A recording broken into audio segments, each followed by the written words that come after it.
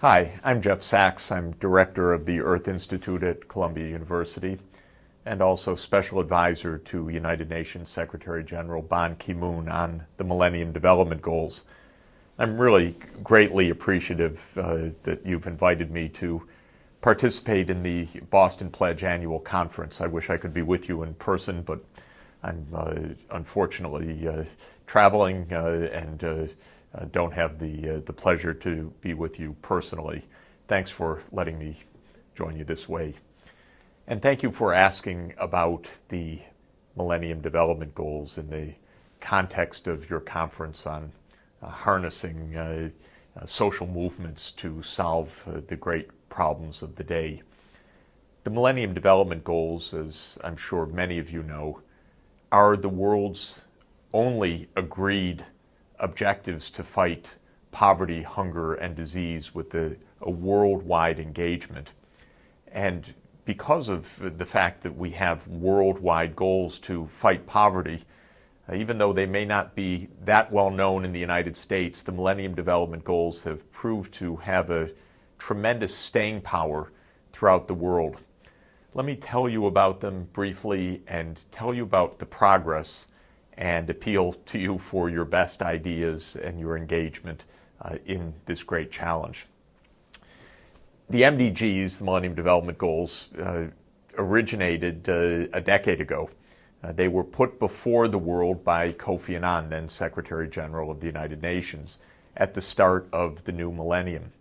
He gathered world leaders in September 2000 to a Millennium Summit and put forward a wonderful Millennium Declaration that essentially said, we've got to do better in this millennium. We have the inspiration of the new date, the start of a new millennium, a new century, a new decade, and an opportunity to do better.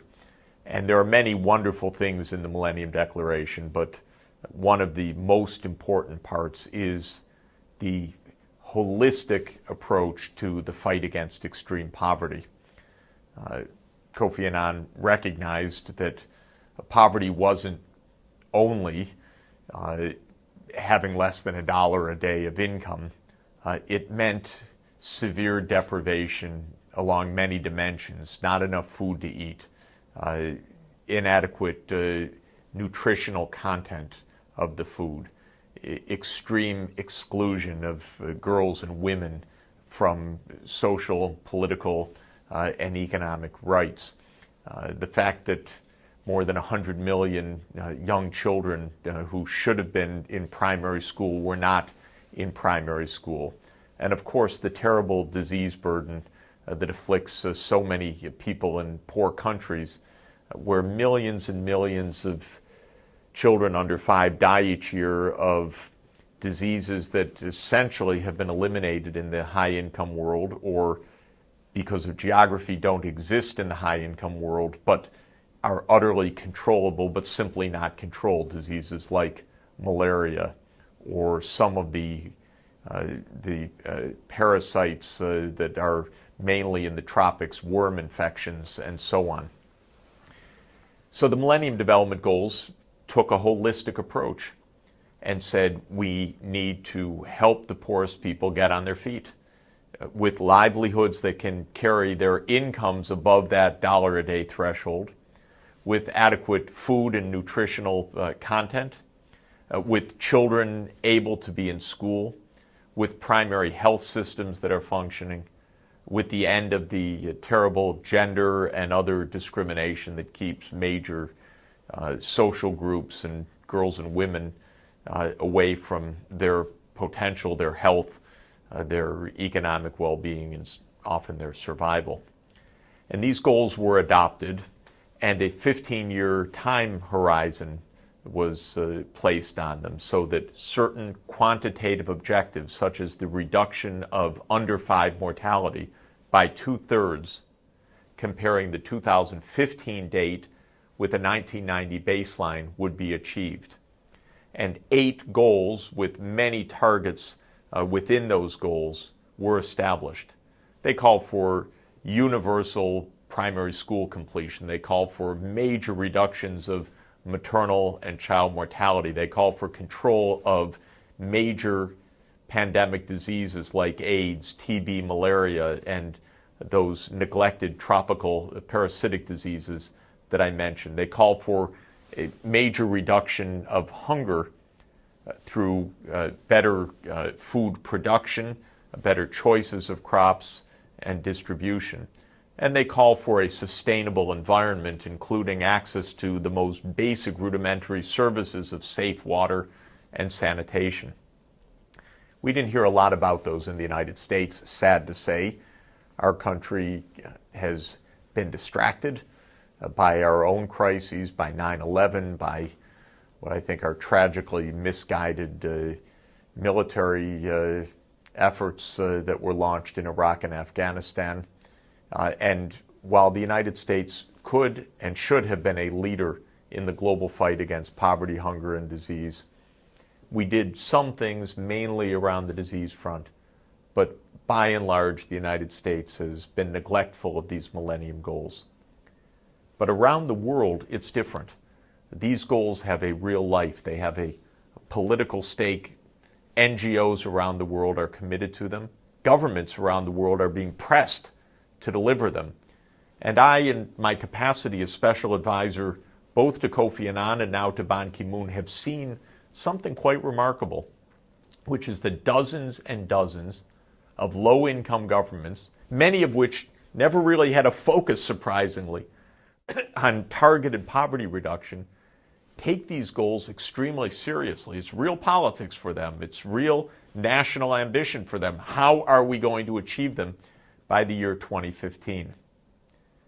Now, my main message to you is that these goals, and they're bold, reducing maternal mortality by 3/4, under 5 mortality by 2/3, hunger by at least half, and so on. As bold as they are not pie in the sky, simple, dreamy goals. They're quantitative, specific, and achievable stretch objectives. Many countries are achieving some or even all of the goals. Many of the poorest countries are falling short, partly because of the neglect of the rich countries in really partnering with the poor countries, as the rich countries promised way back in the year 2000 that they would do. But what is the fact, and this is the basic point, is that extreme poverty, children dying of malaria by the hundreds of thousands, or vaccine-preventable diseases, or mothers dying in childbirth, or lack of access to safe water, or farmers that still are getting 1/3 or 1/4 of the crop yield that is agronomically possible because those poor farmers can't afford or can't finance the most basic inputs to their agriculture. All of this is solvable, and I would say utterly anachronistic in the 21st century. That's the point.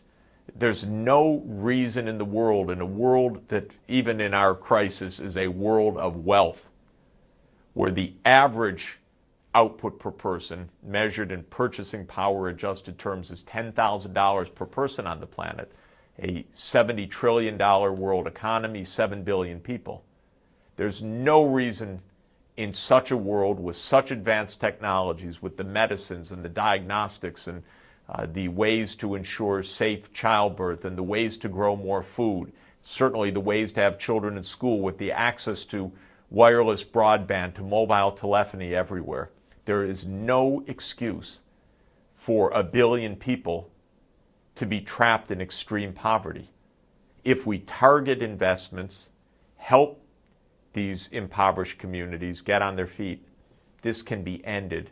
And in a way, ended once and for all, because once you've exceeded that threshold of poverty, then communities can save and invest on their own for their further economic development.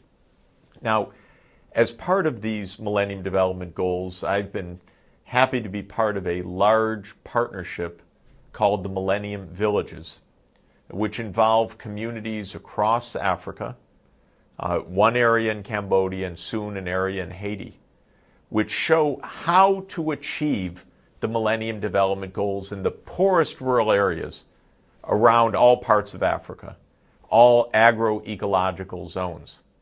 The idea is to work with a community group that involves populations of, say, 30 to 50,000 people, several villages, part of a district, for example, have a Millennium Development Goal team, have some modest outside philanthropy, on the order of about $60 per villager per year for several years, to enable those communities to get on their feet and find their way forward. The focus is on 5 areas of interventions: agriculture to raise the productivity and crop diversity and nutritional content, health sector to create a primary health system, primary and secondary education for the educational component, of course, basic infrastructure, on-grid or off-grid electricity, an all-weather road, safe water and sanitation, clean cook stoves, other parts of the local infrastructure, and the 5th component, business development, typically around a farmer cooperative system that engages all of the smallholders in the area and helps empower them with more diversified crops, access to markets, access to inputs, access to agricultural financing, and so forth. With those 5 interventions and some modest help, we're seeing communities rise up and start to move forward on their own, to raise their crop production, to reduce the hunger in the communities, to have the children in school and enjoying community-based school meals programs each day, and to be building primary health systems so that malaria is brought under control, so that childbirth is safe, so that people with AIDS can gain antiretroviral treatment, so that the transmission of HIV virus from mother to child can be decisively ended. It's a thrilling project. It's completing its 5th year now. It will start its 2nd phase up to 2015 in the middle of 2011. I want to conclude by urging those who are interested in ending extreme poverty, I hope it's all of you, to get involved. Get involved with the Millennium Villages Project by contacting me directly. Bring your technologies, your ideas, your organizational effort, your commitments of your churches, schools, communities, partnerships to this effort. Allow it to expand as so many countries want to do. Or take on a project of your own like this, where you work together with local communities, whether rural, as in the Millennium Villages, or urban, as in the Millennium Cities Initiative, in slum areas of the cities, to help communities holistically face their future. The results are amazing. The lessons that are learned are powerful. The spread of ideas and energy and local leadership is palpable and thrilling. And this is why the Boston Pledge is meeting, to see how such movements can spread. And the Millennium Development Goals is the worldwide movement for ending extreme poverty. We can achieve the Millennium Development Goals even in the short time remaining. We can see those as a midpoint to the end of this anachronism of extreme poverty all over the world in our time by the year 2025. Thank you for taking the interest, taking the commitment, giving the energy, giving your time and experience and ideas to this. Partner with the Millennium Villages, partner with the poorest people in the world, and our generation can be the one, will be the one, to end extreme poverty.